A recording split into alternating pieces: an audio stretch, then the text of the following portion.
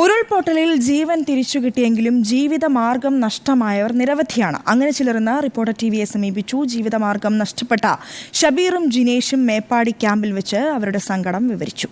Reporter TV വാർത്തയ്ക്ക് പിന്നാലെ AGC group MD Ali ഇവർക്ക് ഓട്ടോറിക്ഷ വാങ്ങി നൽകാൻ തയ്യാറായി രംഗത്തെത്തി. ദുരന്തത്തിന്റെ നടുക്കം മാറാത്ത ചൂരൽമലക്കാരുടെ മനസ്സിൽ ഇടിവെട്ടി പെയ്യുന്ന ആശങ്കകൾ ഇനിയും ബാക്കിയുണ്ട്. അതിലൊന്നാണ് തൊഴിലും വരുമാനവും. ജീവൻ ബാക്കിയായെങ്കിലും ജീവിക്കാനുള്ളതെല്ലാം ഇരുളെടുത്തു. മേപ്പാടി ക്യാമ്പിലെ ഷബീറും ജിനേഷും എല്ലാം ജീവിതഭാരത്തിന്റെ കെട്ടഴിച്ചു. എൻ്റെ പേര് മുഹമ്മദ് അലി. ഞാൻ ഓട്ടോറിക്ഷ ഓടിച്ചുകൊണ്ടിരുന്നായിരുന്നു. ഓട്ടോറിക്ഷ നമ്മൾ വീട് നഷ്ടപ്പെട്ടതിൻ്റെ കൂടെ തന്നെ ഓട്ടോറിക്ഷയും നഷ്ടപ്പെട്ടു. നമ്മൾ ഓടിച്ചുകൊണ്ടിരുന്നത് ഓട്ടോറിക്ഷ ആയിരുന്നല്ലോ. അപ്പോൾ അതന്നെ കിട്ടുകയാണെങ്കിൽ വളരെ ഉപകാരമായിരുന്നു. നമുക്ക് വേറെ ജോലി അങ്ങനെ ചെയ്തിട്ട് പരിചയമില്ല. നമുക്ക് ആ ഓട്ടോറിക്ഷ നഷ്ടപ്പെട്ട ആളുടെ പേര് മുഹമ്മദ് അലി എന്നല്ലേ പറഞ്ഞത്. അയാൾക്ക് നമുക്ക് എന്ത് സഹായം ചെയ്തു കൊടുക്കാൻ കഴിയുമെന്നുള്ളത് നമ്മളെയും പലരും ബന്ധപ്പെടുന്നുണ്ടല്ലോ. നമുക്ക് അങ്ങനെ ഒരു സഹായം നൽകുന്നതിനായി ഒന്ന് ശ്രമിക്കാവുന്നതാണ്. അതൊന്ന് മുഹമ്മദ് അലിയോട് പറയൂ രഞ്ജിത്ത്. സമാധാനമായിട്ടിരിക്കുക.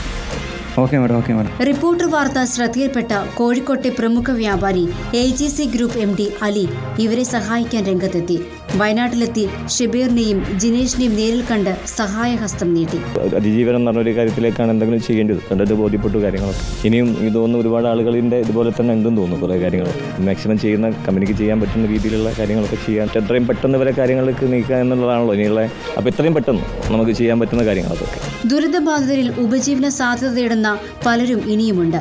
അവരെയും കൈപിടിച്ചുയർത്താൻ AGC ഗ്രൂപ്പ് സന്നദ്ധരാണ്. റിപ്പോർട്ടർ വയനാട്.